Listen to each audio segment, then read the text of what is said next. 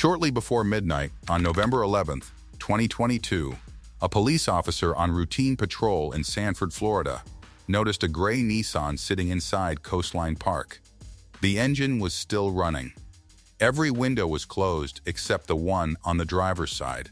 Inside, a young woman sat unresponsive, her seat reclined, as if she had leaned back to rest. There was blood near the driver's door, but her purse was still there. Her wallet was untouched. A purple cell phone sat inside the car. Outside, near the rear of the vehicle, officers found a single 9mm shell casing. Nothing about the scene looked like a robbery. Her driver's license identified her as 18-year-old Kaylin Fiengo. And there was something else investigators would learn within hours. Kaylin was pregnant, about 13 weeks along. This was not going to be one homicide investigation. It was going to be two lives, lost together, inside a running car in a quiet park. The question that would drive the next 3 years was simple. Who brought Kaylin to this park that night, and why? If a case like this deserves to be understood carefully, not rushed through, stay with me, and consider joining this channel for more respectful true stories. Before this becomes a case file, it is worth remembering who Kaylin actually was. She was 18 years old. She already had a young son. She was pregnant again, and she was talking openly with her friends about it. She had gone for an ultrasound. She intended to have this baby, even though, according to prosecutors, she was under pressure from someone close to her to end the pregnancy instead. At least one friend was worried enough about her plans that night that she tried to talk her out of them. The material available about Kaylin's early life, her childhood, her schooling, her family beyond her friendships, is limited. So this story will stay with what is actually known. A young mother, pregnant again, trying to hold together a complicated situation on the last night of her life. What is clear is that Kaylin was not isolated. She had a circle of friends who knew what was happening in her life, who knew about her pregnancy, and who she confided in about her relationships. That circle would end up playing a central role in this case, long after Kaylin herself could no longer speak for what she had told them. The man at the center of this case is Donovan Faison. According to his own later statement to police, he and Kaylin met through Instagram. He described the relationship dismissively as something mostly physical. He said they messaged through direct messages, that they never even exchanged phone numbers, and that they had only met in person a handful of times. At the same time, Donovan was in a long-term relationship with another woman. That relationship had lasted close to 2 years. His girlfriend eventually found out about Kaylin. According to Donovan, she moved out for a period after learning about it, then came back. By the time detectives were interviewing him, Donovan and his girlfriend had a newborn baby, only about 2 weeks old. So picture the situation prosecutors say Donovan was in. A new baby at home. A girlfriend who already knew or suspected that he had been unfaithful. And another young woman telling him she was carrying a second child, one she believed was his. That is not, by itself, a motive for murder. Plenty of people navigate messy relationships and complicated pregnancies without violence. But prosecutors would eventually argue that this particular combination of pressure, timing, and anger pushed Donovan towards something far more extreme than an argument. According to a friend later interviewed by investigators, Kaylin told Donovan she was pregnant in mid-September of 2022. Prosecutors said she even showed him a photograph of 2 positive pregnancy tests. His reaction, according to the investigative account, was to first accuse her of lying. Then, prosecutors said, he responded with one word, followed by exclamation points. Abortion. That single word would become central to how the state eventually explained this case. Not simply that Donovan knew about the pregnancy, but that, according to prosecutors, he wanted it gone. Kaylin refused. Friends later told investigators that Donovan kept pushing the subject. One friend, identified in the case material as Marimar, said Kaylin had described Donovan repeatedly telling her to get an abortion. So the conflict, as prosecutors eventually laid it out, was straightforward and painful. Kaylin intended to keep the pregnancy. Donovan, according to the state, wanted it ended. And underneath all of it, he was trying to hold together a household with another woman who already suspected he had cheated. Shortly before the murder, Kaylin went for an ultrasound. She told friends about it. She also reportedly told Donovan's girlfriend, a woman named Sierra, that she was pregnant. Prosecutors said Donovan reacted with anger after receiving an ultrasound image. And an ultrasound image was later reported as having been found near the crime scene itself, only feet from where Kaylin was found. Think about what that means. The unborn child prosecutors said Donovan wanted eliminated was represented, physically, by an image found close to where both mother and child died. For a case built largely on messages, timelines, and witness accounts, that single detail became one of the most powerful and most painful pieces of evidence prosecutors had. 3 days before Kaylin's death, investigators later uncovered messages between Donovan and a friend identified as Woody. According to the case material, Donovan was upset after receiving an image connected to Kaylin's pregnancy. He reportedly wrote that she had to, in his words, get cropped out. Prosecutors said he even swore on his brother's grave that he intended to crop her out, and that he would not hold back. Investigators also say Donovan became so angry around this time that he punched a hole in a wall inside his home. A hole matching that description was reportedly observed later, when investigators searched his residence. These messages became some of the strongest evidence prosecutors would eventually use to argue premeditation. To be clear about what this evidence was, and was not, it was not a confession. It was not a direct statement that Donovan intended to kill Kaylin. It was an angry message to a friend, using slang that prosecutors interpreted as something far darker than ordinary frustration. The final judgment on what those words meant would ultimately belong to a jury, not to investigators, and not to this documentary. 1 day before the murder, another piece of digital evidence appears. Detectives later reviewed information from Kaylin's phone and found that she had sent a friend named Simone a screenshot. It showed a missed message from an Instagram account called Global Kids. Investigators identified that account as belonging to Donovan. The message read, "Just want to talk." Kaylin answered, "We can talk, I'm just not arguing with you." This detail matters, because Donovan would later tell police that he and Kaylin had not really been in contact recently. The messages recovered from her phone told a different story. It was a small exchange, only a handful of words on each side. But small exchanges like this one would end up carrying enormous weight later in the case. Once investigators started comparing what Donovan actually said online against what he later told them face-to-face. On the day Kaylin died, she stayed in touch with her friends as usual. Simone later said her last contact with Kaylin was around 7-8 that evening. According to Simone's account, Kaylin had 2 things planned that night, each connected to a different man. First, she intended to drop off her young son. After that, she planned to meet Donovan, the man her friends understood to be the father of the child she was carrying. Simone was uneasy about it. She encouraged Kaylin to simply call him instead of meeting in person. Another friend, interviewed separately by investigators about a week and a half later, also confirmed that Kaylin had said she intended to meet Donovan that night. So more than one person independently told investigators the same thing. Kaylin was planning to meet Donovan. Prosecutors later argued that Donovan convinced Kaylin to meet him specifically at Coastline Park. She did not simply end up there by chance. She drove there. She was later found there, dead, inside her car. The available material does not include a complete minute-by-minute reconstruction of that meeting, so this story will not invent one.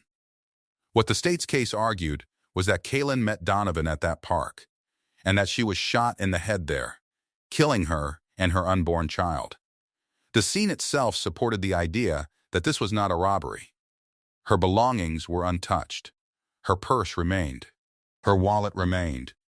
Her phone remained in the car. All that was missing, in a sense, was an explanation. During the later death penalty proceedings, Prosecutor Stuart Stone described the killing as execution style and argued that jurors should view it as cold, calculated, and premeditated. Back at the scene that night, officers documented what they found. Blood near the rear driver's side door. Blood on the exterior of the driver's door. Kaylin in the driver's seat, reclined, a small purse on the passenger side floor. A purple phone inside the vehicle. A 9mm casing outside, near the back of the car. They identified her through her license and quickly began treating this as a homicide, not a robbery gone wrong. An untouched purse and an unopened wallet may sound like small details in a case this serious. But to investigators, they were the first real signal about what kind of case this was. Someone had not come to that park to steal from Kaylin. Whatever happened there, robbery did not appear to explain it. Around 1 a.m, Kaylin's friend Simone arrived at the scene. She had sensed something was wrong. She did not yet know exactly what police had found. What she told detectives gave the investigation its first real direction. Kaylin was around 13 weeks pregnant. Donovan was believed to be the father. Kaylin had planned to meet him that night, and Simone had tried to talk her out of meeting him in person. Within hours, Donovan's name was already part of the investigation.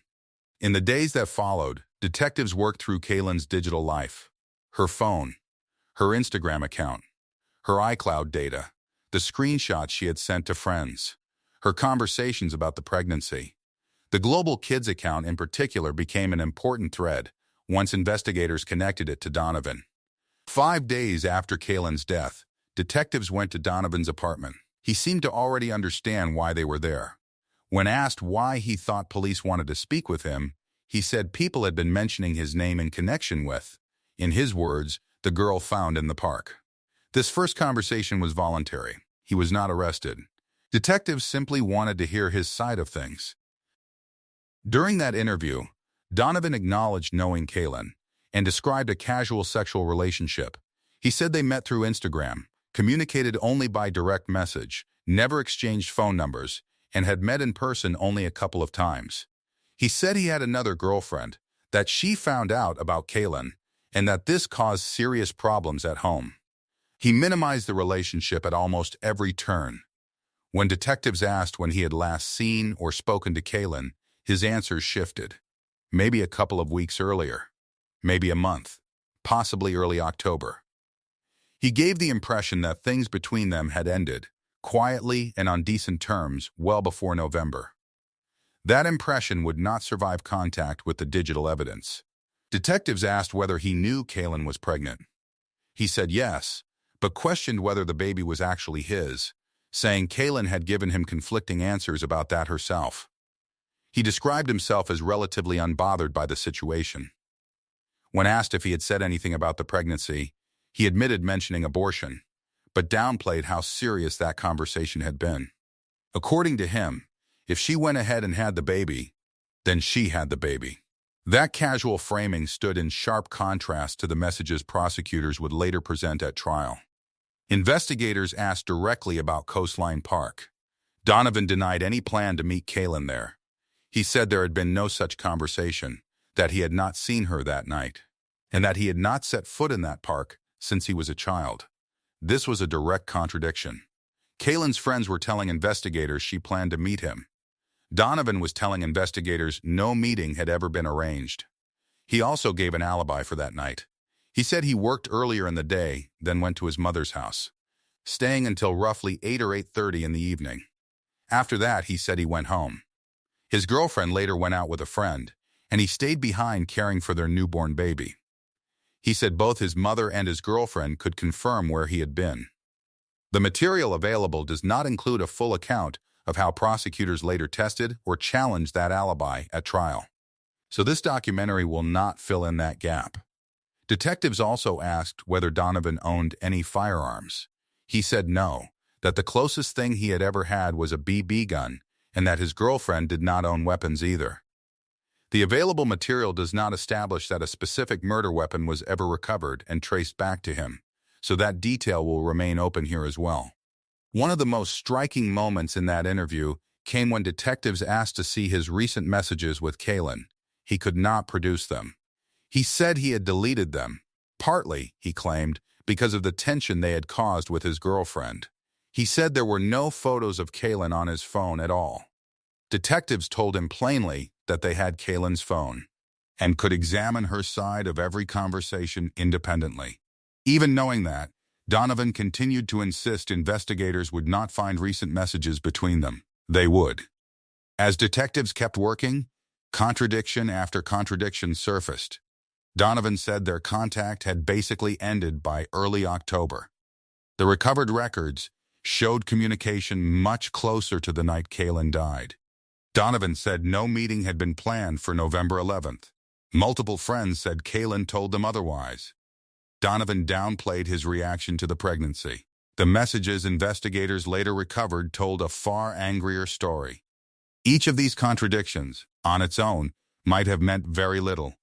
People misremember dates. People minimize awkward relationships when talking to police. But taken together, they began to form a pattern investigators could not ignore. Every point where Donovan's account could be checked against something independent, a phone record, a friend's statement, a saved screenshot, his version did not hold up. About a week and a half after the murder, investigators interviewed another close friend of Kaylin's.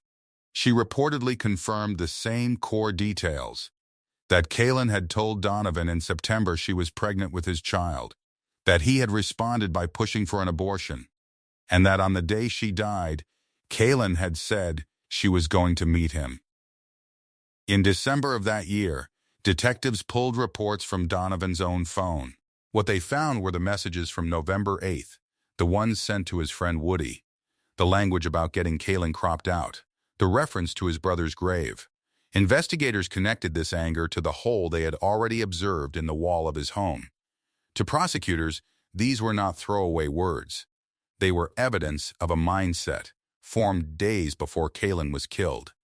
Even with all of this, Donovan was not arrested right away. Nearly 10 months passed. This case did not move in a straight line from body to boyfriend to arrest. Investigators kept working, reviewing digital records, re-interviewing witnesses, comparing Donovan's own statements against what the evidence actually showed. Building, piece by piece, a case they believed could prove not just involvement, but premeditation. For Kaylin's family and friends, that stretch of nearly a year must have felt unbearable. They already knew, in their own minds, who they believed was responsible. But knowing is not the same as proving. Prosecutors would eventually need a case strong enough to convince 12 strangers, beyond a reasonable doubt, of exactly what happened inside that park.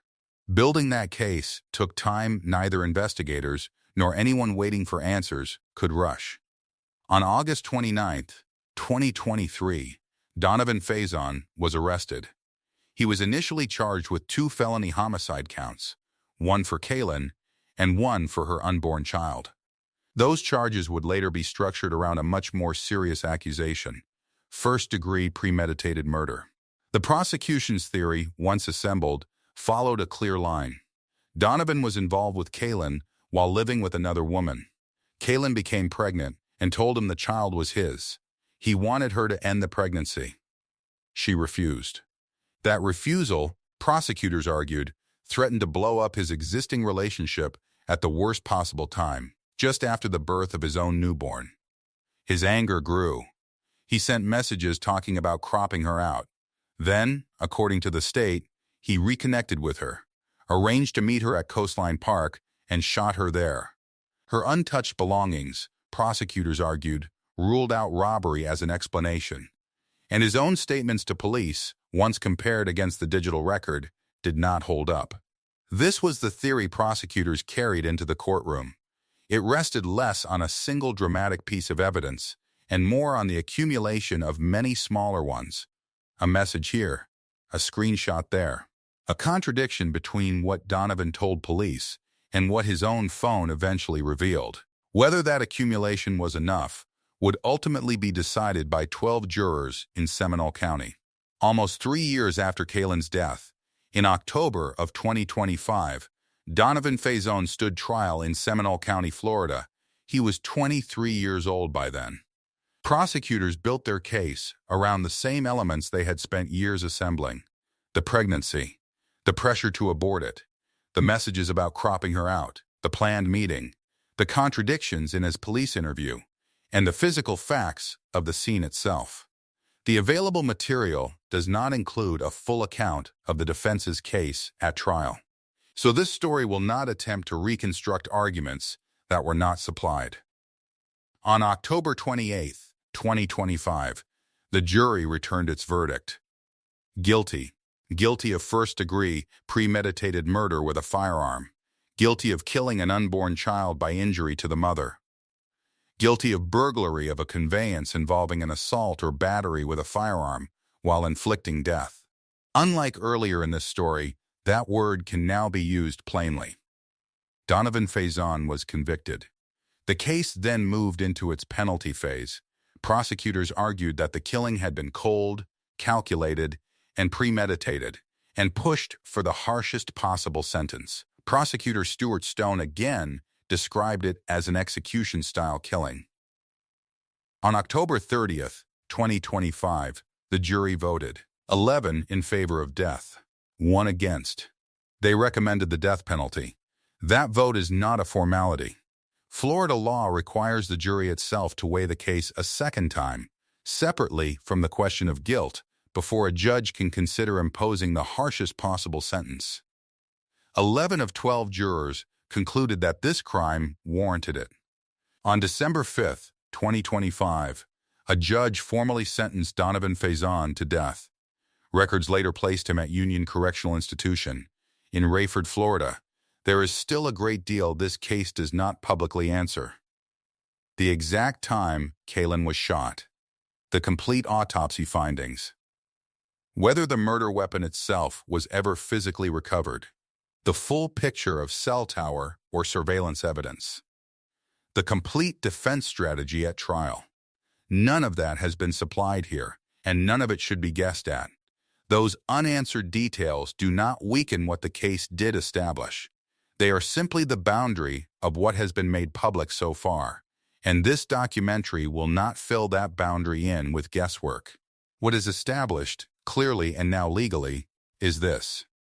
A jury heard the evidence. They convicted Donovan Faison of murdering Kaylin Fiengo and her unborn child. They recommended death, almost unanimously. A judge imposed that sentence. This story does not end with Donovan. It ends with an 18-year-old who already had one child and was carrying another, who told her friends what was happening to her right up until the last hours of her life, who had gone for an ultrasound, and who intended to raise the child she was carrying, no matter what pressure she was under to do otherwise. She never got the chance to raise that child, or to watch her older son grow up. She never got to see what her own future looked like. What she left behind, in the end, mattered more than anyone could have guessed that first night. Her messages, her conversations with friends, the screenshots she saved, the ultrasound she carried with her. Those details, painstakingly reconstructed over nearly 3 years, became the foundation of a case that a jury ultimately found proven beyond a reasonable doubt. The case that began with an 18-year-old woman, alone inside a running car in a quiet park, ended 3 years later with 12 jurors deciding that the words sent before her death were not empty threats. They were, the jury found, part of a plan that took 2 lives. Kaylin Fiengo was 18 years old. She was a mother. She was going to be a mother again. And she deserved so much more than the ending this case gave her. Her son will grow up hearing about a mother he may barely remember, pieced together from photographs, from the people who loved her, and from a court record built to answer the question of who took her from him. Her unborn child never had a name outside the ultrasound that ended up as evidence in a murder trial. None of the verdicts, the sentence, or the years of investigation can undo any of that. What they can do is close the space where doubt once lived, the space where a young woman's death might have gone unexplained, her final messages dismissed as just another argument between 2 people who once knew each other online. They were not just an argument. According to a jury in Seminole County, Florida, They were part of the record that explained exactly what happened to Kaylin Fiengo and why.